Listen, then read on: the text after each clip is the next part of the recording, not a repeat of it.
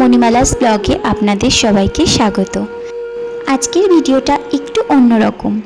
অন্যান্য সময় আপনাদের সাথে শেয়ার করেছি কিভাবে আমি পুজো দিয়ে থাকি অথবা কিভাবে আমি সিংহাসন পরিষ্কার করি, কিন্তু কোনোদিন আমি গোপালকে কিভাবে সেবা করি সেটা আপনাদের সঙ্গে আর শেয়ার করা হয়নি।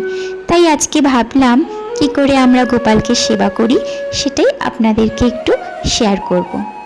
বেশিরভাগ দিনই পুজো করার দায়িত্বটা থাকে শাশুড়ি মায়ের ওপর। আমি শুধুমাত্র বৃহস্পতিবারেরই পুজো করি, কারণ সেদিনকার লক্ষ্মীর ঘট পাতা হয়, সেই জন্য শাশুড়ি মা বলেছেন ওই দিন পুজোটা তুমিই করবে।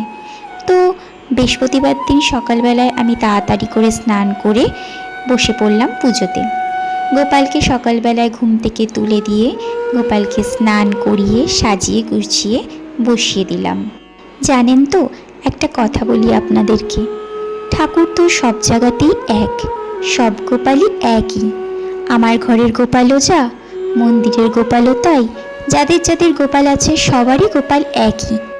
কিন্তু আমাদের বাড়ির গোপালের মুখখানা এতটা মায়া জড়ানো, সামনাসামনি না দেখলে কেউ বিশ্বাসই করবে না। আমার তো এক এক সময় মনে হয় কোনো আনন্দের কিছু হলে গোপাল হাসে, আবার যদি মনে হয় যে না গোপালের এটা পছন্দ হলো না, গোপাল যেন কেমন একটা মুখটা করে। এটা কিন্তু আমরা বুঝতে পারি। জানেন তো, আমাদের লাল্লার কিন্তু প্রচুর সাজের জিনিস আছে, কত কত হার আছে, কত হাতের বালা আছে, তারপর কানের আছে। একদিন আপনাদের সঙ্গে সেগুলোকেও শেয়ার করব। আজকে তো বৃহস্পতিবার, বাকি পুজোটাও আছে। আমি শুধু তো আপনাদেরকে গোপালের সেবাটাই দেখালাম।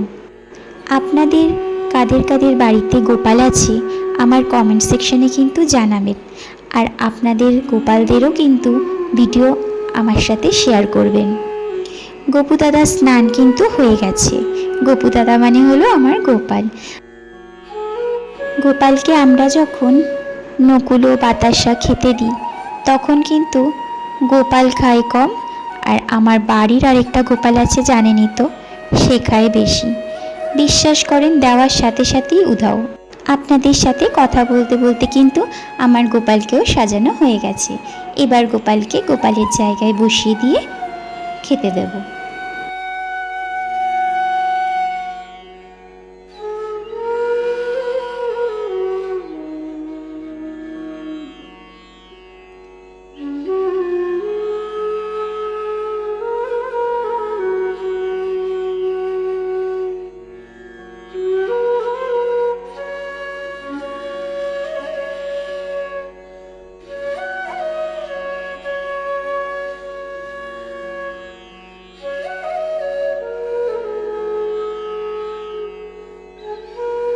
রাধে রাধে বলে গোপালের ভিডিওটি আজকে এই পর্যন্তই রাখলাম।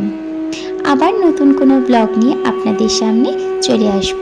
ব্লগ ভিডিওটা যদি ভালো লাগে তাহলে কিন্তু অবশ্যই কমেন্টে লিখবেন রাধে রাধে, আর একটা লাইক কমেন্ট করতে কিন্তু ভুলবেন না। ভালো থাকবেন।